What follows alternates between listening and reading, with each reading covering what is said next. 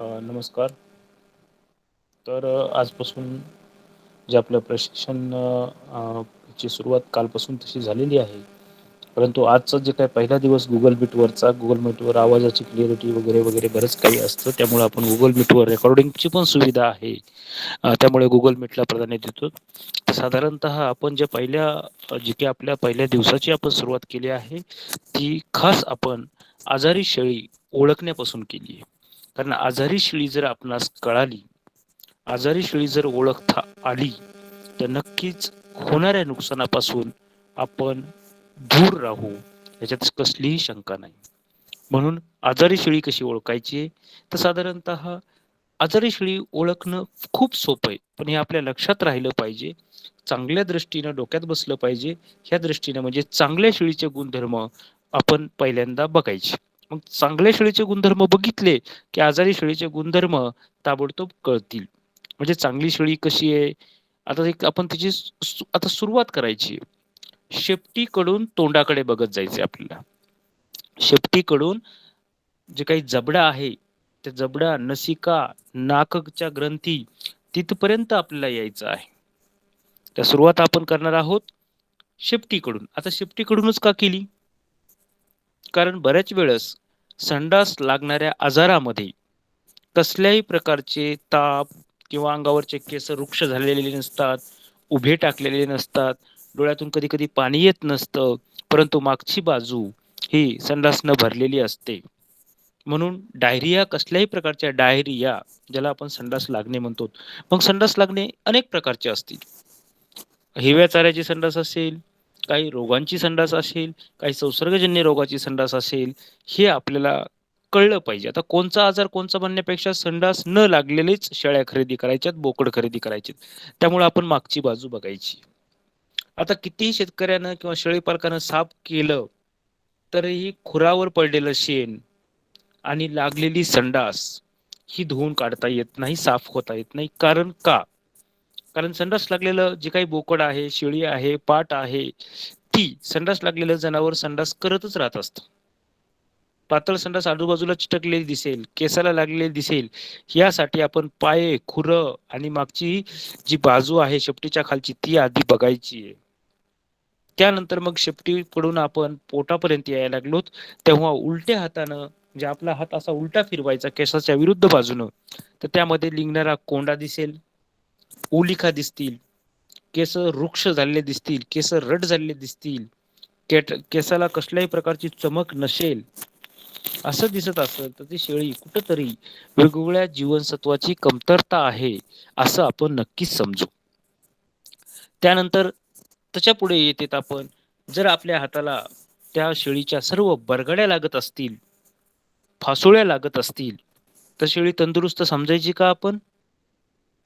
तर नाही. म्हणून कुठेतरी पाठीवरचे हाडं, ज्या फासोळ्या म्हणतो आपण रिब्स, ज्या फासोळ्या आहेत त्या लागत नसतील, तर आपण शेळी तंदुरुस्त समजू. परंतु सगळ्या जर आपल्याला बरगड्या दिसत असतील, पाठीवरचे त्याचे जे काही बोन्स, हाडकी म्हणजे हाडं आपल्या हाताला लागत असतील, तर असं समजून घ्यायचं की ही शेळी जास्तीत जास्त एक पिल्ल्याचं येतं देऊ शकेल. त्यानंतर ही 2-3 डिलिव्हऱ्या आपल्याकडे देणार नाही. म्हणून खूप महत्त्वाचं आहे, की शेळी पालनामध्ये शेळीची निवड. बऱ्याच वेळेस आपण चांगली गाभण असलेली शेळी आणतो, जी की धष्टपुष्ट दिसते, तंदुरुस्त दिसते पोटात पिल्लू असल्यामुळे. परंतु वेल्यानंतर, पिल्लू दिल्यानंतर तिची अवस्था अशी होते, की चलताना सुद्धा तिचे तोल जातात. चलताना सुद्धा तिचे तोल जातात. त्यानंतर तिच्या सगळ्या ज्या काही फासुळ्या आहेत, त्या फासुळ्या पण दिसतात. मग मला सांगा हे सर्व जर हाडं वगैरे दिसायल्यावर ती पुढचं येतं आपल्याकडे देऊ शकते का? पुढचं येतं ते होईल का? नक्कीच नाही. म्हणून सगळ्यात महत्त्वाचं काय आहे, की ही शेळीची निवड आपल्याकडून चुकली नाही पाहिजे. 2 बाजारं फिरू, 3 बाजारं फिरू, ज्याला आपण बाजार म्हणू, मंडी म्हणू. परंतु आपण जेव्हा हे बाजारं फिरतो, तेव्हा सकाळी-सकाळी बाजारात जायचंय, बिना अंघोळीचं जा. काही बिघडत नाही. याचा अर्थ सवय असेल तर अंघोळ करून जा. परंतु म्हणण्याचा उद्देश एकच, की बाजारातून आल्यावर अंघोळ करा. बाजारातून आल्यानंतर अंघोळ करा तेव्हाच आपल्या शेळ्याकडे जा. नाहीतर आपण सकाळी अंघोळ केली, बाजार फिरलोत आणि तसंच आपण आपल्या शेळ्याकडे आलोत, तर नवीन नवीन रोग आपण आपल्या शेळ्याला देतो. तर ह्या खूप महत्त्वाच्या गोष्टी आहेत, ज्यामध्ये आपण शेळी बारकाईने बघणार आहोत. मग जेव्हा आपण तिच्या पाठीवरून हात फिरवू, तेव्हा केसाच्या बुडाला काही पांढऱ्या रंगाचा असा कोंडा दिसतो का? तो बघायचा आहे. त्यानंतर काही ठिकाणी फुटकुळ्या, जखमा वगैरे आहेत का बघायच्यात आणि तसं पूर्ण शेळीच्या पाठीमागून म्हणजे शेपटीकडून डोक्याकडे हात फिरवत असताना आपल्या लक्षात येईल, की काही आजार आहेत का नाही. लहान-सहान आजार असतील तर ते नीट करू आपण. कोणचे कोंडा जात असेल, त्या ठिकाणी वेगवेगळ्या प्रकारचे जर स्किन लेयर ज्याला आपण कातडीचा पहिला थर म्हणू, तो जर निघत असेल किंवा सेबोरिया असा एक बुकटी निघत असेल पांढऱ्या कलरची, तर आपण तेही नीट करू. पण काही जर जखमा असतील, खपले आलेले असतील, स्कार्स वेगवेगळ्या प्रकारचे खपले तिथे आले असतील, फुटकुळे आले असतील, पुयुक्त फुटकळ्या असतील, तेव्हा मात्र त्या शेळीला आपण टाळायचे. कारण जेव्हा ती आजारी आहे, त्या अर्थ तिचं लक्ष हे तिच्या खाद्याकडं, चाऱ्याकडं हे कमी असेल आणि चाऱ्याकडं कमी असल्यामुळं नक्कीच तिला थोडाफार तरी अशक्तपणा आला असेल. त्यानंतर आपण शिंग बघायची. कित्येक वेळेस शिंग मार लागलेले असते, शिंग हलत असतात, शिंग साधारणतः कधी-कधी हात लावल्या त्या ठिकाणी पाणी लागतं हाताला म्हणजे पू लागतो किंवा शिंगाला पाणी आलेलं असतं, शिंग नासलेलं असतं. त्याच्यावर आपण थोडासा लहान दगड घेऊन वाजवून पाहायचा आहे, जेणेकरून शिंगाचे आजार आपल्याला कळतील. त्यानंतर डोळे बघायचे. शेळीच्या डोळ्यामधून जर पाणी येत असेल, चिपडं असतील किंवा डोळे लालसर असतील किंवा खूपच पांढरट असतील किंवा डोळ्यामध्ये एखाद्या प्रकारचे जंत असतील, अशा सगळ्या गोष्टी आपल्याला बघायच्यात. त्यानंतर कानावर गोचडं आहेत का बघायचंय, कानाच्या मध्येही गोचडे आहेत का बघायचंय, गोचडाचे अंडे आहेत का बघायचंय आणि त्यानंतर जेव्हा आपण तिचं नाक पाहू, तर नाकाच्या भोवती काही जखमा वगैरे आलेल्या आहेत का बघायचं. जर मावा येऊन गेलेला असेल, तोंडाच्या जखमा येऊन गेलेल्या असतील, तर नक्कीच त्या ठिकाणी काहीतरी खाणाखुणा दिसतील. त्यानंतर मग दात बघायची. दातावरून आपल्याला वय सुद्धा बघता येईल. दातावरून आपणास वय बघता येईल आणि त्याच वेळेस आपण मग परत एकदा पाठीमागे येत आहोत, तर पायाकडे बघायचंय. कुठे डागलंय का ते पाहायचं. पोटाला काही विजा आहे का बघायचं. नंतर खुरं बघायचे. त्यानंतर काही ठिकाणी पायांना पण डागलंय का तेही पाहायचं. खुरं उचलून बघायचे, की खुरं झिजलेत का? काही जखमा आहेत का? आणि अशा रीतीनं पोटाची सुद्धा जे काही नेवल कॉर्ड जिथं नाळ असतो ती जागा बघायची आहे. त्यानंतर पाठीमागे येत येत काही गोचिड आहेत का बघायचंय. ग्रंथी आणि दुग्ध नलिका दोन्हीही चालू आहेत का ते पाहायचंय आणि पाठीमागं परत रिपीट येत येत संडासच्या जागेकडे जायचंय. तोपर्यंत जर तिला संडास लागलेली असेल, आजार असेल तर नक्कीच त्या ठिकाणी ती संडास केलेली असेल. म्हणजे एकंदर अशी शेळी जर आपण बघितली, तर आपण फसवू जाणार नाहीत, आपण कुठंच फसले जाणार नाहीत, तर आपण शेळी निवडायला शिकू. कान सुद्धा कानामध्ये गोचडे आहेत का बघायचं. कानामध्ये गोचडाचे अंडे बऱ्याच वेळेस असतात. ओल्या कापसाने किंवा कोरड्या कापसाने कानं साफ करून घ्यायचे आणि त्यानंतर शेपटीखाली, कानाच्या वरती, मानेच्या म्हणजे गळ्याच्या भोवती काही गोचडे आहेत का तेही तपासायचंय आणि असं हे जर सवय लागली तर हे फक्त 5 ते 7 मिनिटाचं काम आहे. आपल्याला माहित नसल्यामुळे आपण जास्त वेळ देऊ, पण आपल्याला एकदा बघून शेळ्या ओळखायची सवय झाली की चांगल्या शेळ्या कशा. आता शेतकऱ्याला कोणते प्रश्न विचारायचे, मुद्दाम हे लिहून घ्या की शेळी घेताना आपण शेतकऱ्याला कोणते प्रश्न विचारले पाहिजेत. एक, ह्या शेळीला तुम्ही सध्या परिस्थितीत चारा काय देत आहात. तुमच्याकडे चारा उपलब्ध कोणचा आहे. कोणचा चारा किती वेळ देत आहात, कधी देतात आणि कसा देतात. ह्याला आधुनिक चाऱ्यामध्ये हायड्रोफोनिक्स आहे का, ॲझोला आहे का, कॅल्शियमचे काही पावडर आहेत का.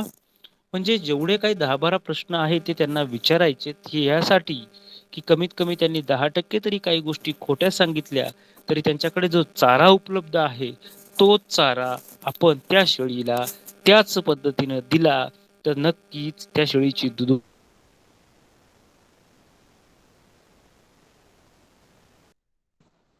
जन्मणारं जे कोकरू आहे, करडू आहे, ते खूप चांगल्यारीत्या देईल.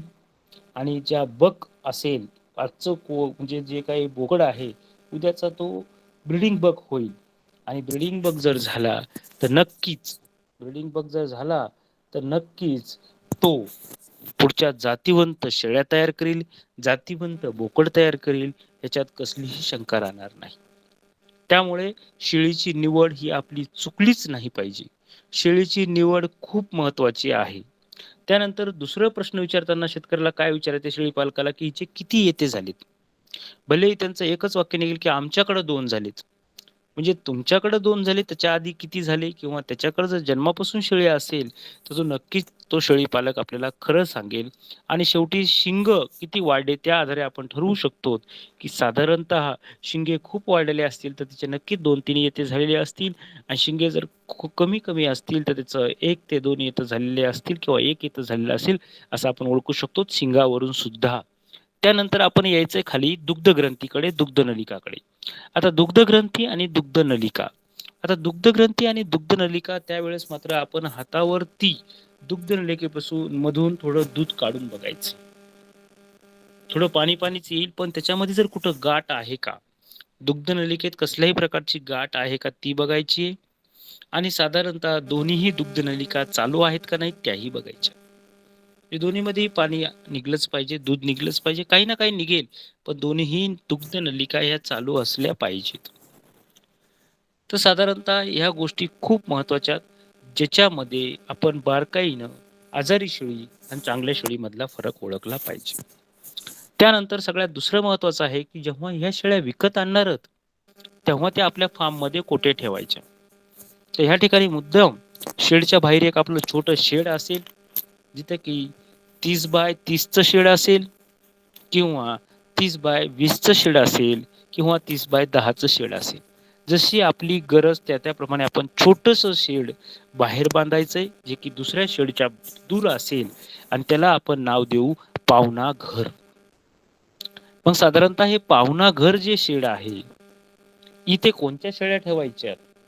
तर आपण जे काही विकत आणलेल्या शेळ्या ह्या कमीत कमी 7 दिवस पावणा घरात राहिल्या पाहिजेत. का बरं पावणा घरात राहिले पाहिजे? कारण वेगवेगळ्या प्रकारचे आजार, न दिसणारे आजार हे आपल्या फार्ममध्ये आल्यावर उद्भवू शकतात. त्याच शेळ्याला होतील असं नाही, परंतु त्यांच्यापासून दुसऱ्या शेळ्यांना होऊ शकतात. म्हणून पाहुणा घर, गेस्ट रूम हे एक महत्त्वाचं आहे, ज्यामध्ये आपण एक तज्ञ पद्धतीने शिकत आहोत. त्यामुळे त्याला नाव द्यायचं क्वारंटाईन रूम. क्वारंटाईन रूम ही शेडच्या बाहेर असेल, शेताच्या आपल्या वस्तीच्या दूर असेल, वस्ती म्हणजे आपलं जे काही घर आहे त्याच्याही दूर असेल आणि अशी दूर असणारी ही छोटीशी झोपडी, ज्यामध्ये येणारे पाहुणे 7 दिवस मुक्काम करणार आहे. मग 7 दिवस मुक्काम फक्त मुक्काम राहणारच आहेत का? नाही. या 7 दिवसामध्ये त्यांना जे जुना चारा आहे तोच चारा आपण देणार आहोत. त्यांच्या पद्धतीनंच कोरडा चारा, हिरवा चारा, एकदल चारा, द्विदल चारा, आधुनिक चारे हे आपण त्यांना देणार आहोत पाहुणा घरातच. परंतु आपल्याला त्या नवीन आणलेल्या, नवीन विकत घेतलेल्या शेळीच्या आवडी-निवडी कळतील आणि शेळींच्या जर आवडी-निवडी कळाल्या, तर नक्कीच त्या शेळीला आपण जो चारा देऊ, तो चारा तिची शारीरिक तब्येत सुधारण्यासाठी महत्त्वाचा ठरेल. परंतु आपण कित्येक वेळेस हे करत नाही. आपण शेळी विकत आणतो. ठीक आहे. आता आपण बरेच वेगवेगळ्या ठिकाणी मार्गदर्शन मिळत असल्यामुळे आजारी शेळी आपण कोणीच आणत नाही. कानावरचे गोचडं, पाठीवरचं हे काही सगळं बघून आणतात. ही एक खूप चांगली आणि अभिनंदास्पद गोष्ट आहे, की आजारी शेळी कोणीच विकत आणत नाही. परंतु चुकतं कुठं? तर त्या शेळीला चारा कसा दिलाय, हे आपण शेतकऱ्याला विचारत नाहीत. त्या शेळीला चारा कसा दिलाय, हे आपण त्या शेतकऱ्याला विचारत नाहीत आणि पर्यायाने काय होतं, तर त्या शेळीला आपण आपला चारा देतो आणि आपला चारा त्या शेळीला खायची सवय नसते. वेळापत्रक बदललं असतं आणि नकळत त्याचा परिणाम म्हणून दुसऱ्या दिवशी शेळीचं पोट फुगतं किंवा किंवा ती शेळी कुचमल्यासारखी राहते, नाहीतर ती खराब होते. म्हणून आपण शेळ्या विकत घेताना एक प्रश्नावली तयार करणार आहोत. ती प्रश्नावली तुम्हाला दिली जाईल करून तुमच्या आपल्या ग्रुपवर, शेळी पालनाचा जो ग्रुप आहे त्या ग्रुपवर पाठवली जाईल आणि त्यानुसार आपण शेळी विकत घेताना शेळी पालकाला कोणते कोणते प्रश्न विचारायचे आहेत ह्याचं तुम्हाला मार्गदर्शन मिळेल. कारण का बऱ्याच वेळेस आपण चाऱ्याचे प्रश्न विचारित नाहीत आणि पर्यायानं तेच पहिलं अपयशाचं पायरी आपल्याकडून चढली जाते. तेथेच पहिली अपयशाची पायरी आपल्याकडून चढली जाते. उदाहरणार्थ लक्षात घ्या, एक अर्ध जर समजा व्यक्ती आहे आणि त्याला चपात्या खायची सवय आहे आणि त्याच्या ताटामध्ये जर ज्वारीच्या भाकरी वाढल्या किंवा भाकरी वाढली तर तो खाईल का? आणि चुकून त्याने भूक लागलेली आहे म्हणून खाल्लं तर नक्कीच पोटाला त्याला त्रास होईल. कारण नेहमीचं अन्न जी सवय आहे ती पोटामध्ये असणारे जे अतिसूक्ष्म मायक्रो ऑर्गॅनिझम जे जीवाणू आहेत ते जीवाणूचं जर चारा, खाद्य, अन्न बदललं तर नक्कीच त्याच्यामध्ये जो काही प्रकारचा आम्ल, त्याचा सामू म्हणजे पीएच हे बदलल्याशिवाय राहत नाही. म्हणून खूप महत्वाचं आहे की जेव्हा तुम्ही शेळी खरेदी करता तेव्हा त्या शेळी मालकाला कमीत कमी 20 प्रश्नाची यादी आहे ती विचारायची आहे. आणि शक्य झालं तर आपण आपल्या शेळ्या कधी जरी विकायला नेल्या तर तेव्हा मात्र आपण साधारणतः घरचा चारा घेऊन जायचा आहे. घरचा जो नेहमीचा चारा आहे तो पोतभर न्या. त्या शेतकऱ्याला सांगा की तुम्ही शेळी आमच्याकडून विकत घ्यायलेत, परंतु घरचा चारा ह्या शेळीला नेहमी देणारा चारा हा तुम्हाला मी देत आहे. किती? एक 7 दिवसाचा, 4 दिवसाचा, 2 दिवसाचा. का? तर जुना चारा अधिक नवा चारा हळुवारपणे एकत्र केला जसा 75, 25, 50 अशा टक्केवारीप्रमाणे तर नक्कीच त्या शेळीच्या पोटाची रचना जी काही पचनशक्ती ती बदलणार नाही आणि त्यामुळे ती शेळी तंदुरुस्त राहील. विषय क्लिअर आहे की आपल्याला शेतकऱ्याकडून चारा पण विकत घ्यायचा आहे की तो 2-3 दिवसाचा त्याच्याकडून चारा द्यावा आणि आपण जेव्हा विकायला नेऊ तेव्हा त्या शेतकऱ्याला सांगायचंय की मी चाऱ्यासहित शेळी तुम्हाला देत आहे जो 2 दिवसाचा चारा आहे. असं तुम्हाला आतापर्यंत कुठल्या बाजारात दिसलं का की चाऱ्यासहित शेळी कुणी विकायला आणली? आणि 2 दिवसाचा चारा म्हणजे एक चुंगड, 2 दिवसाचा चारा म्हणजे एक चुंगड आहे, एक लहान पोत आहे आणि देणं अवघड आहे का? हे देऊ शकतो का नाही आपण? आणि अशा पद्धतीनं जर आपण शेळी सुद्धा विक्री केली, पाटी सुद्धा विकल्या, बोकडं सुद्धा विकल्या तर त्याला पोटाचे विकार होतील का? जर आपण व्यवस्थितरित्या अशा पद्धतीनं आपण जर चाऱ्यासहित 2 दिवसाचा चारा म्हणजे जास्त नाहीये. कारण हे मी पुस्तकातून पेक्षा प्रॅक्टिकली मला काही अनुभव आले की शेळी आणल्यानंतर परत तिला संडास लागते, चारा पचत नाही.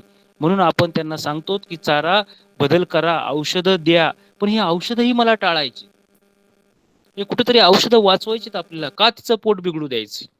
आणि ह्याचं खरं खरं उदाहरण जर बघितलं तुम्ही तर जुन्या काळामध्ये जी शिदोरी दिली जायची, जुन्या काळामध्ये सोबत जी शिदोरी दिली जायची त्याचं मूळ कारण हेच होतं की आपला जो व्यक्ती पाहुणा होऊन दुसऱ्याच्या घरी गेलाय तर त्यांनी कमीत कमी 50% आपल्याच धान्यापासून बनलेले आणि रोज खाणारेच अन्न खाल्ले तर पोटाचा विकार होणार नाही.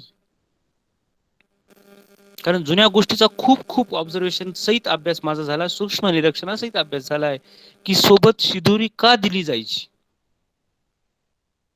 कारण सडनली अन्नात बदल झाला तर पोटामधल्या जंतूचं जे काही त्यांचं जात आहे ते बदलतं, त्याचा पीएच बदलतो, त्याचा सामू बदलतो आणि त्याच्या सवयी बदलल्यामुळे प्रॉब्लेम्स येतात. हे आपण टाळतो. बऱ्याच बारकाईनं गोष्टी जर आपण बघत गेलो तर ह्या गोष्टी आपण बाजारातून शेळी, कुण्या शेळीच्या फार्महून बी शेळी आणली त्या बारीक बारीक गोष्टी राहतात. त्यानंतर शेतकऱ्याला काय विचारायचंय? लसीकरण. लस कोणची दिली आहे बाबा, केली आहे तर कोणची, आणि जी नाही केली किंवा जिच्याकडे लिहिलेलं नसेल तरीही आपण पाहुणा घरात आल्यावर ETV किंवा PPR ही लस देणार आहोत. आता ETV आणि TT कधी द्यायची? जर शेळी गाभण असेल तर 1 महिना 2 महिन्यात काही अडचण येणार नाही. आणि PPR कधी द्यायची? जर शेळी खाली असेल तर. ह्या 2 लसी खूप महत्त्वाच्या आहेत. ETV अधिक TT आणि PPR ह्या 2 लसी आपण पाहुणा घरातच देणार आहोत. मग त्यांचा वेळ काळ बघून, गाभण असेल तर आणि खाली असेल तर, बारकं पिल्लू 4 महिन्याचं असेल तर, बारकी पाठ 4 महिन्याची असेल तर. ही एक पद्धत आहे. ह्याच्यामध्ये पहिलं 7 दिवस कष्ट आहे आपल्याला, पण त्यानंतर त्या शेळीला किंवा त्या बोकडाला आपल्या फार्ममध्ये जर सोडलं, तर मला वाटत नाही की त्याला कसल्याही प्रकारचा आजार राहील. नंतर त्या शेतकऱ्याला काय विचारायचंय? लसीकरणाच्या बाबतीत तर विचारलं आपण. मग विचारायचं जंतुनाशकच्या बाबतीत. मग जंतुनाशक कोणचे देतात तुम्ही? त्याचे फोटो काढा, फोटो पाठवा. आता हे जसं मी एका विचारायला सांगितले, तेव्हा आपण पण शेळी विकताना शेळीचं आरोग्य पत्रिका आपल्यासोबत जर असेल, की हे जंतुनाशक दिलंय, हे लसीकरण केलंय, हे खाद्य देतो, हे खाद्य अशानुसार देतो, हे औषधं तिला टॉनिक म्हणून देतो, हे आम्ही चाटणीत ह्या-ह्या कंपनीची लावली आहे. अशी जर शेळीची आरोग्य पत्रिका जर आपण दिली, तर पुढचा शेळी घेणारा, बोकड घेणारा, पाट घेणारा ₹1000 आगाऊ देईल का नाही आपणास? तो ₹1000 जास्त देईल का नाही? आणि त्याच जर आरोग्य पत्रिकेवर तिथल्याच जे तुमच्याकडे नेहमी येणाऱ्या डॉक्टरची, पशुवैद्यकाची जर सही असेल, तर खात्री जमा होईल की हे दिलेले औषधं, दिलेले हे नक्कीच त्या शेतकऱ्याने फॉलो केले असतील. आता राहिलं हे अजून कसं ओळखायचंय? तर तेव्हाच्या तेव्हा लिहिलेल्या नोंदी ही पेनाच्या शाईच सांगतात. तेव्हाच्या तेव्हा लिहिलेल्या नोंदी हे आपलं त्यांचं अक्षर सांगतं. आणि तेव्हाची तेव्हा नोंदी, मग अशा जर नोंदी आपल्याकडे एका शेळीला 1 पान ह्याप्रमाणे जर लिहिलं असेल आणि जेव्हा विकायचं आहे, तेव्हा आपण जर तो कागद घेऊन गेलोत, तर शेळीला जास्त भाव येईल का नाही? बोकडाला जास्त भाव येईल का नाही? आणि ज्यावेळेस आपण विकणार आहोत आणि पुढच्याला ही माहिती देणार आहोत, तेव्हा आपण जर एवढी माहिती घेतलेली शेळी जर आपण विकत आणली, तर आपलं नुकसान होईल का? नक्कीच होणार नाही. तर अशा छोट्या-छोट्या गोष्टी आहेत, ज्या की बाजारातून, शेतकऱ्याच्या फार्मवरून शेळी आपल्या डायरेक्ट शेळी पालनामध्ये न आणता पाहुणा घरामध्ये येईल आणि पाहुणा घरामध्ये जे आपण शेळी पालकाला प्रश्न विचारलेले आहेत आणि त्याने दिलेले जे उत्तर आहेत, त्या आधारे आपण त्या शेळीची निगराणी करणार आहोत. सवयी लागतील तोच चारा आपण तिला हळुवारपणे खाऊ घालणार आहोत. कारण जुना चारा 75%, नवा चारा 25% आणि जुना 50%, नवीन 50% आणि जुना 25% आणि नवा 75% ह्या जर पद्धतीनं चारा जर त्या शेळीला गेला, तर नक्कीच त्या शेळीला कसल्याही प्रकारचे आजार उद्भवणार नाहीत. लसीकरणाची नोंद असेल तर अतिउत्तम, कारण नसेल तरी आपण तिला ETV नावाची लस देणार आहोत आणि 1 महिना झालं की PPR नावाची लस देऊ. पण शेळी जर खाली असेल आणि ती जर गाभण नसेल, 2 जीवाची नसेल, तर मात्र फार्ममध्ये आल्या-आल्याच पाहुणाघरामध्ये दुसऱ्या दिवशी आपण तिला PPRची लस देणार आहोत. ते लसीकरण हे शेतकऱ्याला प्रश्न विचारायचे आणि हे जर विचारले तर तिसरे प्रश्न महत्त्वाचे आहे, की दरवर्षी ती 2दा पिल्ले देते का? पिल्ले किती देते? त्या पिल्ल्याला दूध पुरते का? त्यानंतर साधारणतः ही जर 2-2 पिल्ले देत असेल, तर लगातार 6-6 महिन्याला पुन्हा गाभा जाते का? आणि वर्षात 14 महिन्यात 2 जर वेत येत असतील तर अतिउत्तम. हे कशाहून आपल्याला कळेल? तर त्या शेळीच्या दुग्ध नलिकेहून कळेल. कारण 6-6 महिन्याला जर पिल्ले झालेले असतील, तर नक्कीच त्या दुग्ध ग्रंथी आणि त्यामध्ये दूध हे आहे का नाही, आपल्याला त्यांच्या जी काही लांबी वाढलेली त्यावरून कळेल.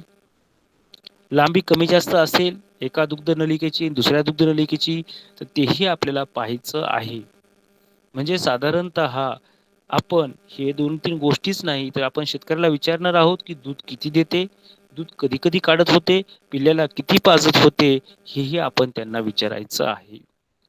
आता जसं आपण हे विचारायचं आहे, पुन्हा असं म्हणतो, तर हे आपण पण अंमलबजावणी करायची आहे, की आपण जर शेळ्या विक्रीला नेल्या, तर हाच जर डाटा आपल्याकडे असेल, तर नक्कीच तुमच्याकडून शेळ्या घेणारा 2 पैसे आगाऊ देईल. आणि त्यामुळे आपण ह्या नोंदी आपल्या फार्ममध्ये जर ठेवल्या, तर नक्कीच तुमचा फायदा होईल, की असा जर आरोग्य पत्रिका, शेळीची आरोग्य पत्रिका घेऊन जर शेळी विकत असेल शेळी पालक आणि सोबत पोतभर चारा असेल, पोतभर म्हणजे छोटं पोतं 4 दिवसाचा चारा असेल, तर त्याच्याकडून जो कोणी शेळ्या घेईल, तो सांगितलेल्या किमतीपेक्षाही ₹500 आगाऊ म्हणजे जास्तीचे द्यायला तयार होईल. का? एवढी जर हिस्ट्री असेल आणि म्हणूनच आपण एवढी हिस्ट्री आपल्या फार्मवरील शेळ्यांची करायची आहे. आपण जर आपल्या फार्मवरील शेळ्यांची इतका जर इतिहास लिहून ठेवला, वेळ नाही फक्त अर्धा घंटा लागतो. जास्त लिहायची गरज नाही. रोज संध्याकाळी जर लिखाणकाम केलं तुम्ही आणि तुम्ही म्हणजे तुम्ही स्वतः नाही, तर आपल्या फार्मवर जो काम करणार आहे त्याला ह्या गोष्टी लिहिता येतात. मोडक्या-तोडक्या ह्याच्यात असू द्या. पण आपण जर बिझी असतो तर आठवड्याला आपण त्याचं फेर करू शकतो. म्हणून सगळ्यात महत्त्वाचं आहे, की ज्या नोंदी आहेत आणि त्याच नोंदी जर तुमच्याकडे येणारे जे पशुवैद्यकीय अधिकारी आहेत त्यांनी सर्टिफाय केल्या, सही केली, तर तुम्हाला नक्कीच त्याचा फायदा होईल आणि जो कोणी तुमच्याकडून शेळ्या विकत घेईल, बोकड विकत घेईल, दूध विकत घेईल, लेंड्या विकत घेईल किंवा चारा पिके सुद्धा विकत घेईल, हा नक्कीच पशुपालक फायद्यात राहील. म्हणून शेळी विकत घेताना घेण्याची काळजी, शेळीची ओळख, आजारी शेळी ओळखायची आहे आपल्याला, त्या ठिकाणी काय-काय तपासायचं आहे आणि कशाकडे आपण सूक्ष्म निरीक्षण करायचं आहे, त्या आधारे आपल्याला आजारी शेळी कळेल. आजारी शेळी किंवा चांगली शेळी किंवा एखाद्या फार्मवरून विकत आणलेली शेळी आपण आजारी गृहामध्ये किंवा पाहुणाघरामध्ये ठेवू. आजारी असेल तर आजारी गृहामध्ये आणि आजारी नसेल तर पाहुणागृह. पाहुणागृह म्हणजे क्वारंटाईन रूम. क्यूसी नाव द्यायचं क्वारंटाईन रूम. या क्वारंटाईन रूममध्ये शेळी 7 दिवस राहणार आहे. चारा पहिल्या 2-3 दिवस घरचाच खाणार आहे, जे की पहिल्या शेतकऱ्यानं दिलेला आहे आणि नवीन चारा थोडा-थोडा त्यामध्ये मिसळला जाणार आहे, मिक्स केला जाणार आहे. अशा वेळेस त्या शेळीला पोटाचे विकार होणार नाहीत. आणि म्हणून तुमच्या लक्षात लवकर यावं म्हणून आपण जुनं उदाहरण दिलं, की जुन्या काळामध्ये गावाला कुठेही चाललं तर सोबत भोपळ्यामध्ये पाणी आणि कमीत कमी 7-8 भाकरी, ज्याला आपण शिदोरी म्हणू, ती बांधून दिली जायची. अशा महत्त्वाच्या गोष्टी आहेत, जिच्याकडून आपल्याला चांगली शेळी, आजारी शेळी आणल्यानंतर पाहुणा घरात ठेवायची आहे. शेतकऱ्याला म्हणजे शेळी पालकाला प्रश्न कोणचे विचारायचे? चारा पिकेविषयी कोणचे? लसीकरणाविषयी कोणचे? आणि साधारणतः जे तुम्ही औषधं देतात, चारा देतात, ते चारा कोणचा देतात? वेळापत्रक काय आहे? इत्थंभूत माहिती आपण जर त्या शेतकऱ्याला विचारली, त्या शेळी पालकाला विचारली आणि त्याच सोबत आपण पण शेळ्या कधी विक्रीला नेताना आपल्यासोबत जर एवढी माहिती ठेवली, त्याला आपण शेळीची आरोग्य पत्रिका अशी म्हणू, तर नक्कीच त्या शेळ्यांना घेण्यासाठी उडी पडेल. आणि तुमचे एकदा काही कस्टमर 40, 50, 60 गावात झाले, की तुम्ही 500 सुद्धा शेळ्या करा. तुमचा उद्योग वाढलेला राहील. तर ह्या गोष्टी खूप महत्त्वाच्या आहेत, जे की आजच्या सदरामध्ये आपण सगळ्या बघितलेल्या आहेत, की शेळीची निवड, शेतकऱ्याला कोणते प्रश्न विचारायचे आहेत आणि शेळी क्वारंटाईन रूममध्ये कशी ठेवायची आहे, ठेवल्यानंतर तिथे कोणची काळजी घ्यायची, याच्याविषयी आज आपण पहिल्या दिवशी चर्चा केली आणि ही चर्चा ह्या दृष्टीनं महत्त्वाची आहे, की साधारणतः ज्यावेळेस तुम्ही शेळ्या खरेदी करायला जाणार आहात, तेव्हा ह्या गोष्टी कोणी विचारित नाही आणि त्यामुळंच भरपूर आपले शेळी पालक फसलेले आहेत. शेळी आणल्यानंतर तोंडाला जखमा, कदाचित शिंग हललेले असतात, दूध व्यवस्थित देत नाही, विल्यावर पुन्हा पिल्लांनाही दूध म्हणजे पुरत नाही आणि एकतर गाभण नसलेले जनावरं आपल्या दरवाज्यात जास्त राहतात. चुकीच्या दृष्टीने वाटतं, की ती आपल्याला गाभण आहे, पण कधी-कधी गाभण नसते. असे शेळ्या आपल्याकडून आणल्या जातात आणि त्या ठिकाणी नुकसान होतं. म्हणून या सर्व गोष्टी तुम्हाला कळाव्यात यासाठी आजचा पहिला दिवस म्हणजे शेळीची ओळख, शेळीचं आरोग्य पत्रिका आणि शेळी पालकाशी विचारायचे प्रश्न म्हणजे शेळी पालकाशी हितगुज याच्यावर आपण पहिला भर दिला आहे. तर आजचा पहिला दिवस हा शेळीपालनमधील महत्त्व, रोगमुक्त शेळीपालनाकडे चला आणि सर्व जग शेळीमय करा हा संदेश पुढे घेऊन आपण आजचं लेक्चर संपवत आहोत. धन्यवाद.